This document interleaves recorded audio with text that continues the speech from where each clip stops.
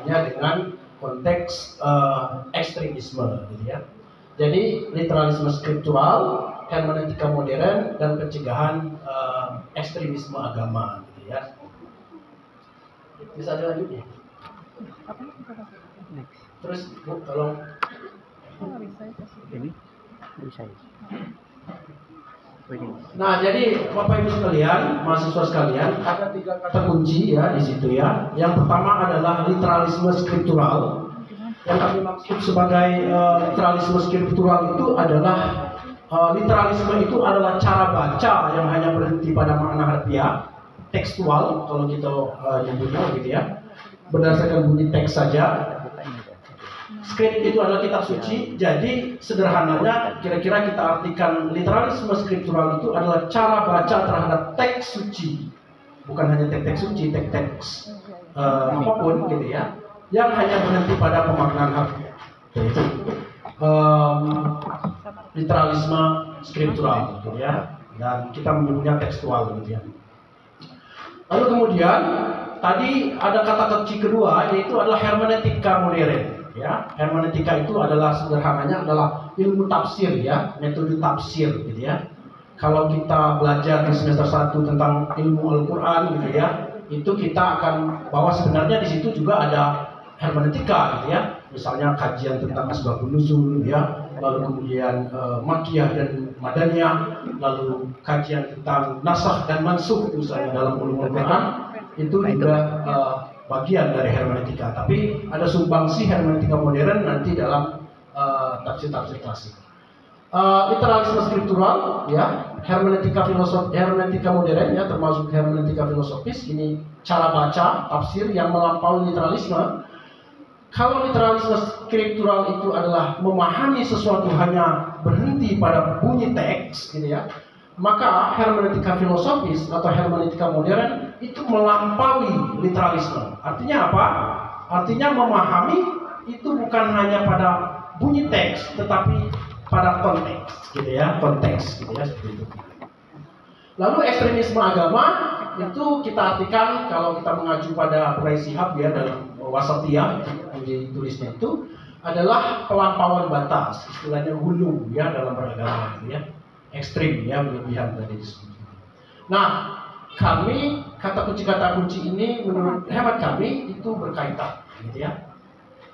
Cara baca yang hanya berhenti pada makna literal, makna harfiah itu seringkali digunakan oleh para, mohon maaf, dalam politik gitu ya, untuk melegitimasi kekuasaannya dan menggunakan kekerasannya. Ya. Dan problem literalisme ini nanti akan hendak diatasi atau dilampaui dengan hermeneutika. Jadi hermeneutika seakan-akan ingin menyumbangkan satu sumbangsi bahwa memahami atau pemahaman itu tidak cukup hanya melihat makna harfiah, gitu ya. Terus, nah ini ya literalisme skriptural kita singkat saja. Jadi artinya tadi literalisme adalah sebuah pemahaman yang diperoleh lewat cara baca atas teks tanpa melihat konteks, gitu ya.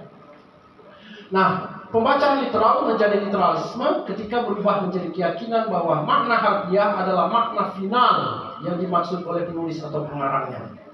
Nah, jadi yang sebenarnya makna yang asli itu yang terdapat dalam teks itu. Nah, itu literalisme ya.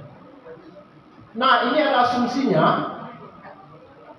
bahwa para literalis, orang-orang yang menganut literalisme atau cara baca yang hanya berhenti pada makna harfiah, itu menganut apa yang disebut dengan intratekstual, gitu ya. Apa itu? Bahwa makna teks sakral, itu teks suci, itu ditemukan dalam teks itu sendiri sebagai satu-satunya sumber pengetahuan yang benar. Tugas memahami tidak lain daripada mengutip makna harfiah tersebut.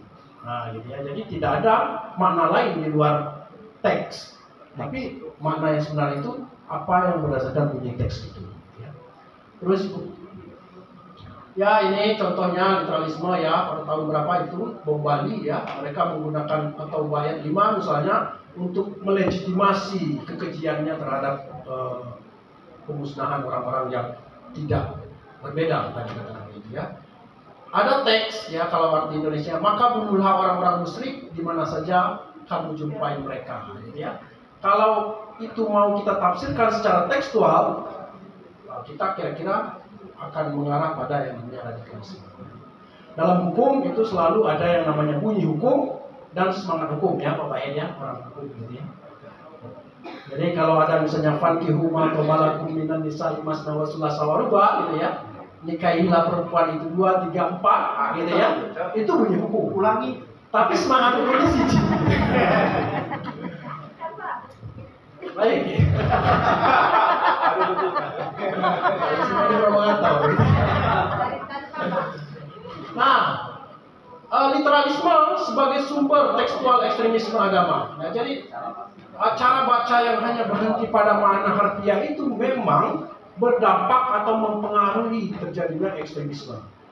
Karen Armstrong ya yang nulis buku judulnya The Battle of God gitu ya, perang demi Tuhan, itu menggambarkan bahwa kitab suci itu mendapat citra yang buruk gitu kan. Orang-orang Muslim menggunakan Al-Quran untuk melakukan kekejian ya. Orang Zionis Yahudi sampai sekarang membaca teksnya, Torahnya itu bahwa Kanan atau Israel modern sekarang itu adalah tanah yang dijanjikan untuk mereka, maka pengeliminasian etnis Palestina itu adalah yang legitim. Ya. Itu juga adalah cara baca yang bersifat tekstual. Ya. Orang-orang Kristen juga sama. Jadi yang namanya literalisme itu ada lah ya. Radikalisme agama itu ada dalam setiap agama. Jadi kita tidak mentang-mentang Muslim mayoritas di Indonesia laju teroris selalu identik dengan Muslim, tidak. Di Irlandia itu Protestan dan Katolik ya bertahun-tahun ya sepanjang abad perang dan sudah gitu ya. Jadi semua agama juga. Nah, Bapak Ibu sekalian, hermeneutika ini berusaha untuk mengatasi literalisme tadi. Maksudnya adalah bahwa hermeneutika tidak mau dia menafsirkan sesuatu itu hanya berdasarkan bunyi teks, tetapi membaca sesuatu hal-hal yang berada di sekitar teks yang kita sebut sebagai konteks. Ya. Kita cepatin saja ya. Ini hermeneutika ya dari istilah Yunani ya mengacu pada dewa Hermes. Jadi Hermes itu dari mitologi Yunani itu dewa yang bertugas menyampaikan pesan ya dari Jupiter kepada manusia ya. Seolah-olah Jibril lah kira-kira seperti itu. Jadi untuk mengerti manusia agar supaya mengerti, si Hermes harus menerjemahkan terlebih dahulu. Jadi sudah berkaitan dengan penerjemahan ya, penafsiran. Ini arti modern hermeneutik ya, singkatnya ini adalah seni memahami ya, menafsirkan gitu ya. Ada yang menganggap ya hermeneutika sebagai teori eksegesis Alkitab, maksudnya teori penafsiran kitab suci gitu ya. Ada juga yang menempatkan hermeneutika ini sebagai metode ilmiah, sebagaimana dalam tulisan-tulisan Wilhelm Lute misalnya sebagai salah satu tokoh hermeneutik gitu ya. Banyak lagi, intinya bahwa hermeneutika itu adalah menyangkut penafsiran.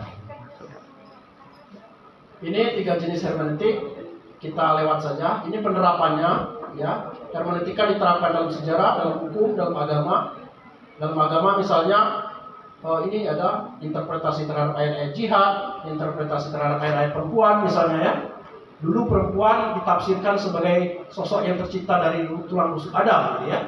Kita bisa baca misalnya di tafsir Ibnu Katsir gitu ya. Tapi di kemudian hari istilah minha zaujaha gitu ya di dalam hadis ayat 1 tidak lagi ditafsirkan perempuan sebagai tulang rusuk, tetapi jenis yang sama. Karena dia jenis yang sama dengan Adam, maka dia equal. Karena dia equal, maka dia punya peran yang sama. Kalau laki-laki punya peran di ranah publik, perempuan juga bisa punya peran di ranah publik, gitu ya.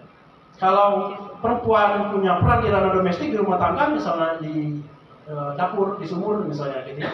Laki-laki juga punya peran. Jadi efek perubahan tafsir itu berdampak pada perubahan kultur kita ya. Maka sekarang kita temukan kalau di caleg ya harus ada representasi perempuan ya, sebagai salah satu bentuk pengakuan ekualitas. Dari mana itu perubahan kultur itu? Perubahan dari pola tafsir ya. Nah, Bapak Ibu sekalian, hermeneutika ini terbagi dua. Ada namanya hermeneutika reproduktif ya. Ada yang kedua hermeneutika produktif. reproduktif. Nah, ini kita cepat saja gitu ya. Hermeneutika reproduktif itu berarti kita menafsirkan teks, misalnya teks ini ayat suci, kitab-kitab suci, dokumen hukum, apapun itu, tujuannya adalah ingin menghasilkan makna asli gitu ya. Nah, ini tokohnya Schleiermacher gitu ya. Hermeneutika adalah proses reproduktif. Maksudnya adalah bahwa penafsiran adalah bermaksud untuk menghasilkan makna asli sebagaimana yang dimaksud oleh penulis atau pengarangnya. Kalau Nabi misalnya yang sebagai yang memproduksi hadis, berarti menganut hermeneutika reproduktif, kita menginginkan hasil tafsiran itu sebagaimana yang dimaksud oleh Nabi. Nah, hermeneutika reproduktif ini kemudian nanti dikritik gitu ya oleh Gadamer gitu. Apakah mungkin kita menghasilkan makna asli sesuai dengan menurut pengarang itu? Menurut Gadamer tidak mungkin. Kenapa? Karena pada saat kita menafsir itu nanti ada subjektivitas, ada konteks kita yang ikut terlibat di dalam menafsirkan hadis teks tersebut misalnya. Sehingga penafsiran bukan lagi menghasilkan makna asli, tetapi menghasilkan makna baru. Ini luar biasa sekali implikasinya pada penafsiran.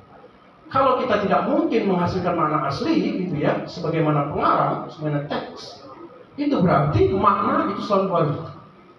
Jadi klaim-klaim orang yang mengatakan bahwa kamilah pemegang tafsir yang objektif, sebagaimana maksud pengarang dalam konteks hermeneutika modern, itu tidak relevan dan tidak benar. Ya, seperti itu. Ini berimplikasi pada cara kita bersikap terhadap pluralisme nanti. JOT kita cepat saja ya, Ibu ya, ada diskusi. Ya. Banyak sekali tokoh-tokohnya ya, ada 8 gitu ya. Hermeneutika ini ada Schleiermacher ya, ada Wilhelm JOT sendiri, ada Martin Heidegger, Hans Georg Gadamer gitu ya, Paul Ricoeur, ya, Jacques Derrida dan Bultmann gitu ya. Kita singkat aja. Nah, ini Bapak Ibu sekalian, ini yang penting ya, yang mungkin ini adalah bagian dari slide terakhir kita gitu ya. Bagaimana sebenarnya proses penafsir itu terjadi? Memahami itu terjadi itu sebenarnya seperti apa gitu ya. Nah, Gadamer itu mencetuskan yang disebut sebagai fusi horizon-horizon gitu ya. Memahami menurut Gadamer itu adalah ketika terjadi peleburan horizon pengarang dan horizon pembaca. Apa yang disebut dengan horizon di situ? Saya secara pribadi, gitu ya, taksiran saya, mungkin teman-teman yang sudah membaca juga mohon dikoreksi kalau tidak. Menurut saya, yang disebut dengan horizon dalam konteks Gadamer itu adalah konteks hidup. Jadi kalau misalnya ini teks ya, ini ada pengarang teks zaman Nabi katakanlah. Ini pembaca atau penafsir gitu ya. Nah, pada saat menafsirkan ini kita punya konteks sendiri, kita punya horizon sendiri, yaitu kekinian kita. Bisa kapasitas intelektual kita, kultur kita, bahasa kita, tradisi kita, dan seterusnya. Itu disebut sebagai horizon penafsir atau konteks pembaca. Nah, teks atau hadis, katakanlah teks apapun itu juga punya konteksnya sendiri, horizonnya sendiri, gitu ya. Situasi politik pada waktu itu dan seterusnya. Jadi ketika penafsiran terjadi, saya atau kita yang sebagai penafsir ini masuk di dalam konteks masa lalu, gitu ya. Dan pada saat masuk menafsirkan teks-teks masa lalu itu, kita tidak bisa melepaskan horizon kita, subjektivitas kita, konteks kita. Sehingga yang terjadi adalah fusi atau peleburan konteks, gitu ya. Pada saat ada teks hadis, kita tafsirkan. Saya kan dalam menafsir tidak bisa seperti Doraemon mengalami kembali zaman dulu. Saya tetap terikat oleh konteks kekinian saya, bahasa saya, dan seterusnya. Sehingga alhasil bahwa penafsiran sebenarnya bukan lagi memproduksi makna asli, tetapi menciptakan makna baru.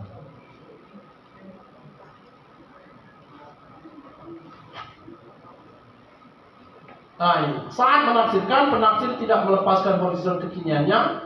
Konsekuensinya adalah hasil tafsir tidak lagi mencerminkan makna asli, melainkan makna menurut penafsir. Jadi kalau kita udah penafsir dan mengklaim ini yang sesuai dengan asli menurut Nabi, oh enggak, itu sudah dicampuri, diperkeruh oleh subjektivitas kita, sudah menurut kita. Artinya peleburan horizon terjadi di situ, konteksnya meluas gitu ya. Mudah-mudahan itu gitu ya. Nah, berdasarkan fungsi horizon, maka memahami bukan reproduksi, melainkan produksi. Memahami bukan menghasilkan makna baru, tapi menciptakan makna baru. Implikasi dari asumsi ini adalah bahwa klaim beberapa pihak sebagai pemilik makna asli yang dikehendaki teks atau pengarang tidak dapat dibenarkan. Ya. Implikasinya bagi konsep kebenaran, umat beragama itu kan sering terjebak pada penyakit truth claim, ya, kalau di sebelumnya klaim kebenaran. Ya. Implikasinya bagi konsep kebenaran adalah bahwa kebenaran bukan hanya bersifat historis, artinya terpengaruh oleh sejarah, melainkan juga tidak mungkin dicapai kebenaran final dan absolut, gitu ya. Pandangan ini juga mengandaikan bahwa kebenaran bukan ditemukan, melainkan diciptakan.